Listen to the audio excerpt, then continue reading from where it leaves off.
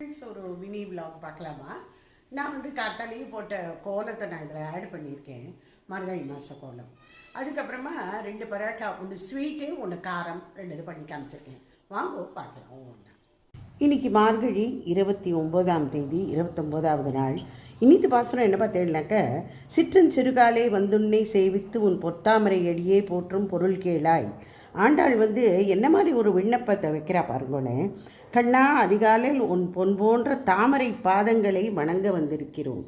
அதற்கான காரணத்தை கேள். பசுக்களை மேய்த்து பிழைக்கும் ஆயர்குலத்தில் பிறந்த நீ எங்களது இந்த சிறு விரதத்தை கண்டுகொள்ளாமல் விட்டுவிடாதே.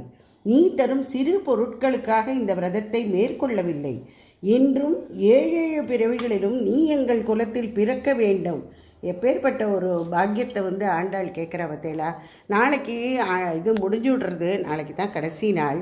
அது வந்து நினைக்கும் போது ரொம்ப ரொம்ப கஷ்டமாக இருக்குது எனக்கு. நான் ஏதோ என்னால் முடிஞ்ச கோலங்களை ஏதோ சின்னதாக போட்டுருந்தேன். பண்ணலாமா? வாங்க பார்க்கலாம். இதை முதல்ல ரவுண்டாக முதல்ல இட்டுக்கலாம்.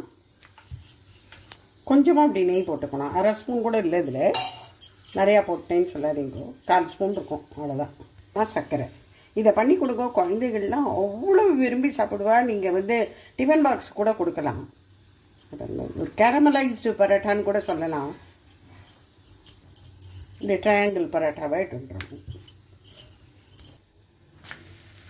இப்போ தோசைக்கல்ல இதை போட்டு விடலாம்.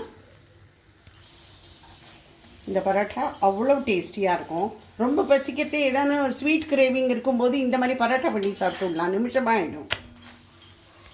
ஸோ இந்த பரோட்டா ஆகிடுது. இது சுகர் பரோட்டா. இது அவ்வளோ நல்லா இருக்கும். எப்படி கேரமலைஸ் ஆகிருக்கு பாருங்க. உள்ளே போட்ட கொஞ்சோண்டு சர்க்கரையே எப்படி ஆகிருக்கு. ஒரு ஸ்வீட் பரோட்டா பார்த்தோம். இப்போ ஒரு இந்த கார பரோட்டா பார்க்கலாமா? ரொம்ப ஈஸி தான் இதுவும். முதல்ல ரவுண்டாக அப்படி இட்டுக்கோங்க. இது எப்படி கொஞ்சமாக எண்ணெய், ஒரு சொட்டு. இதில் கொஞ்சமாக ஓமம், கொஞ்சமாக கொத்தமல்லி,